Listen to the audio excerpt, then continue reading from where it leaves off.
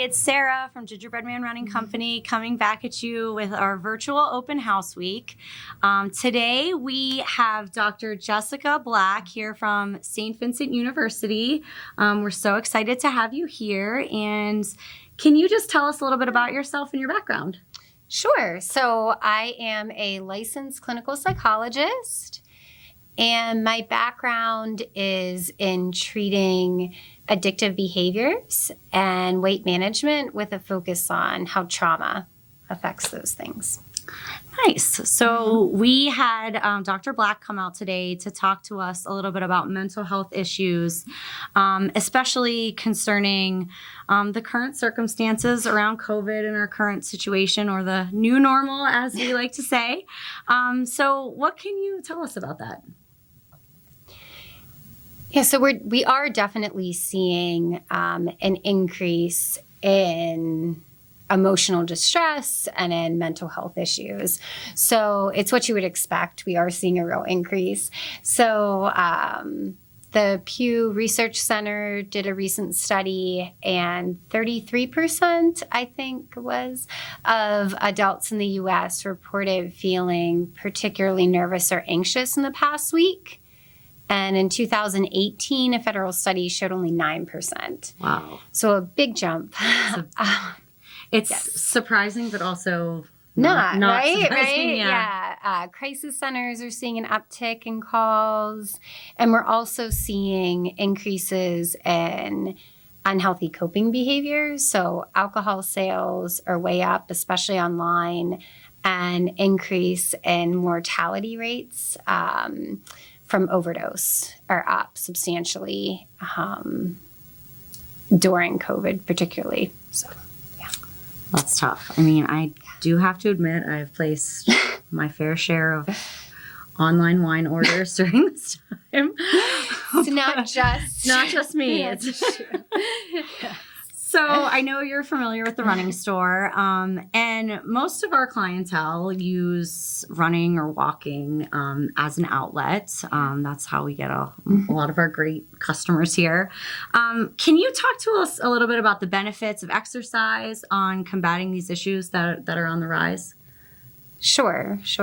So, if it's medically safe for you to run as a exercise, there are multiple mental health benefits to it.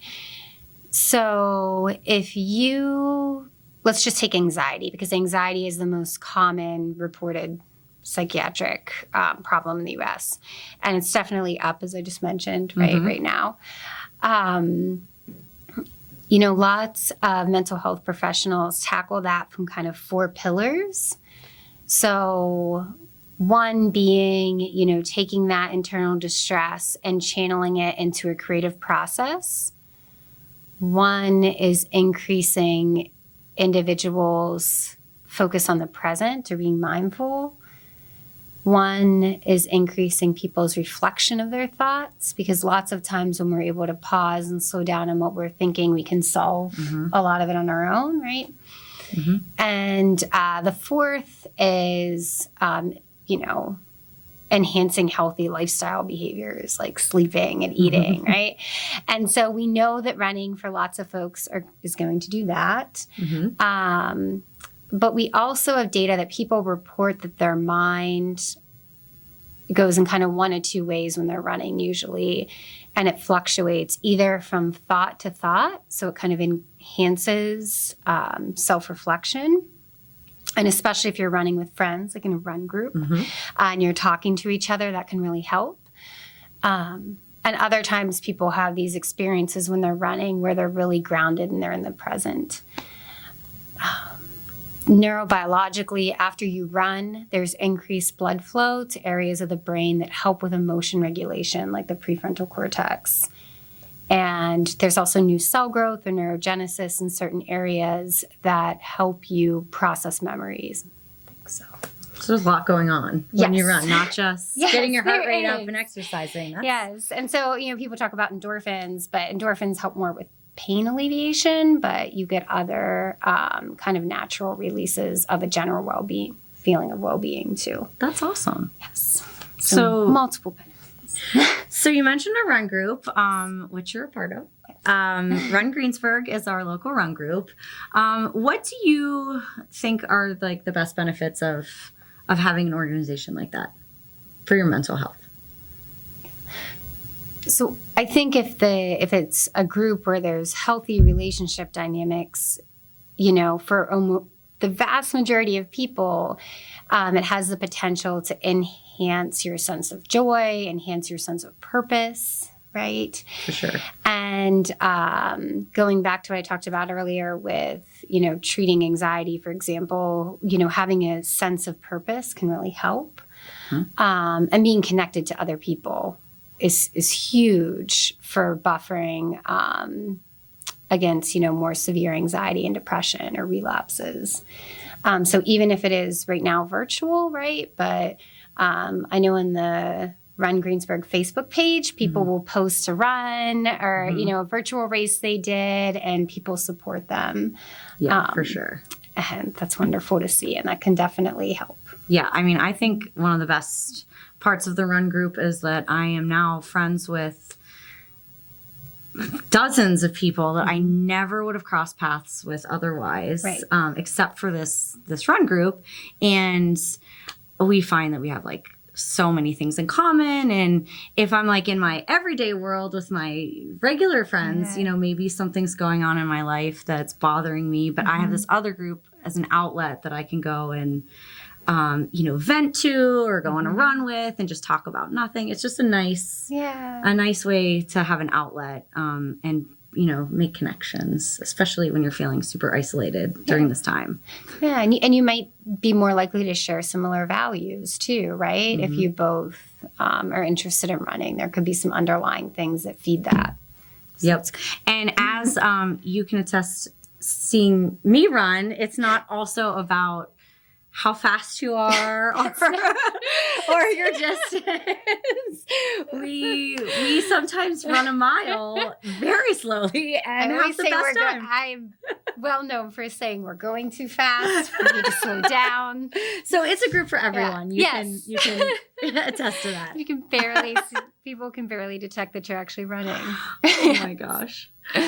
So what are some other strategies that, we already talked about running and, trying to exercise a little bit, and you sort of touched on this with the pillars that you talked about earlier, but what are some other strategies that you can recommend to people to stay happy and safe in this new normal?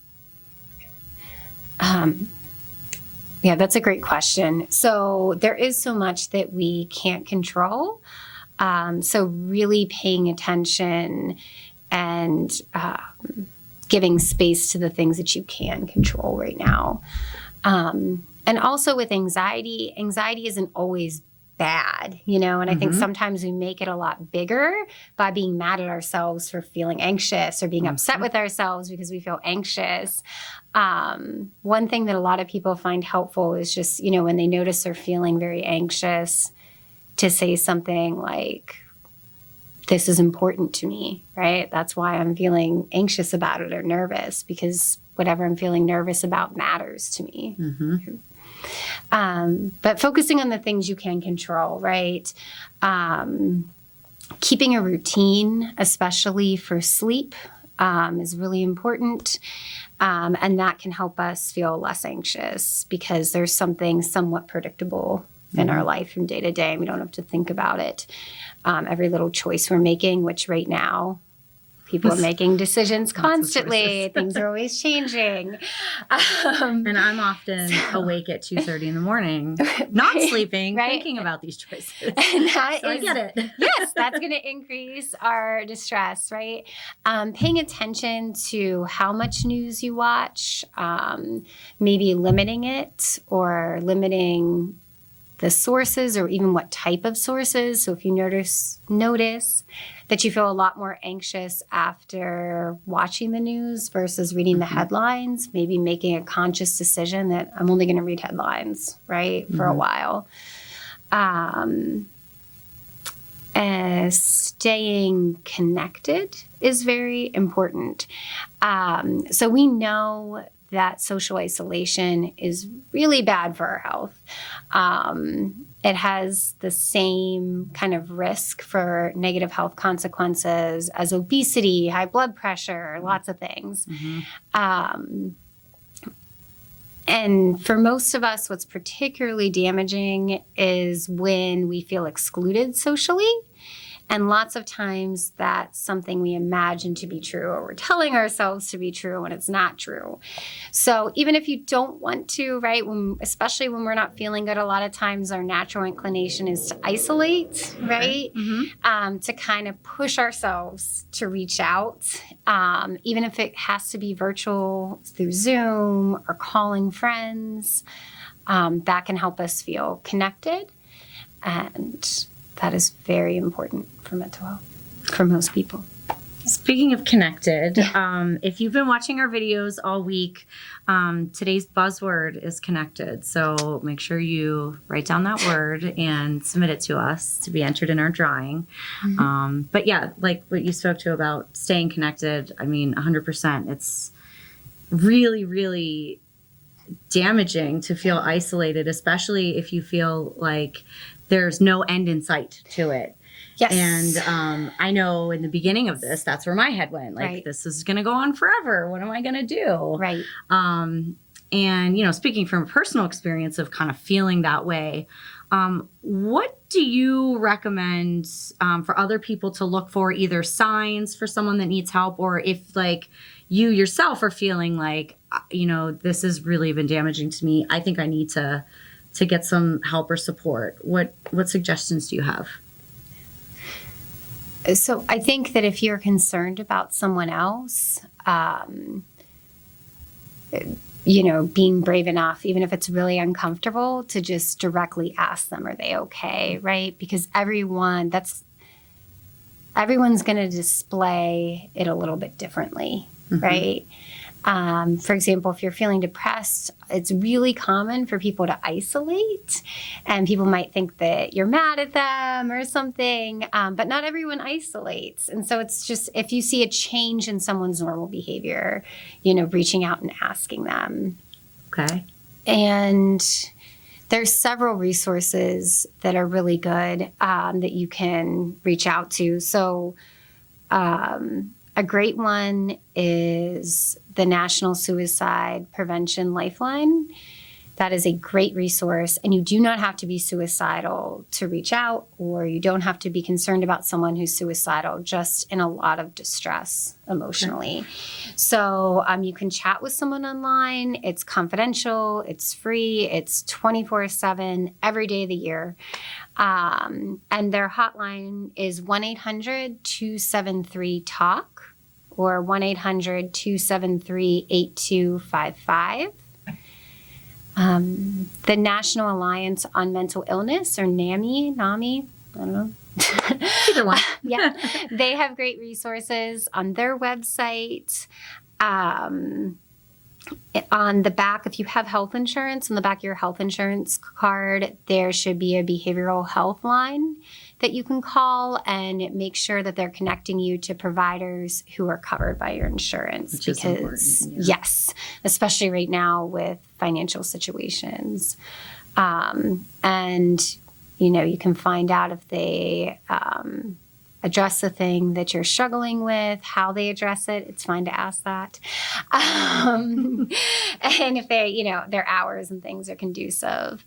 And then I would always say, if you're really ever worried that someone might seriously harm themselves or someone else, if you feel safe enough, if you feel safe to do so, don't leave them alone. Stay with them.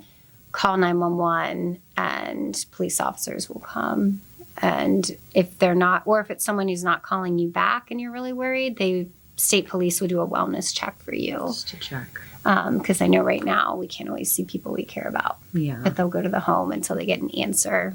Well, it's good to know that there's options for any level of, anxiety or, stress that you might be feeling with the situation, that there's something for everyone to be able to seek help. Yes. Yeah, and I could go on with resources, but that's a lot. Yeah. I'll stop. I will stop there. So thank you so much for all this awesome information. I know that you are involved in, some other things in the community. So is there anything else you'd like to tell the running community about or our viewers? So I teach at St. Vincent, and I'm a consultant at the Fred Rogers Center. But what I'm really interested in doing is building programming for children and families affected by addiction. So I have some interviews that family members might find helpful. I have an interview with, for example, a grandparent raising a grandchild because of their parents' addiction. And I also have some videos on talking with children about their loved one's addiction. So that's at childrenandfamiliesofaddiction.com. And we'll post that information after the video so our viewers can reach out to it. But I've seen some of those videos and it's really powerful stuff. So Thank you. That's a really great program that you've really developed in the area. So well, thank you so much to Dr. Black for being here with us, and stay tuned for our next video. Happy running.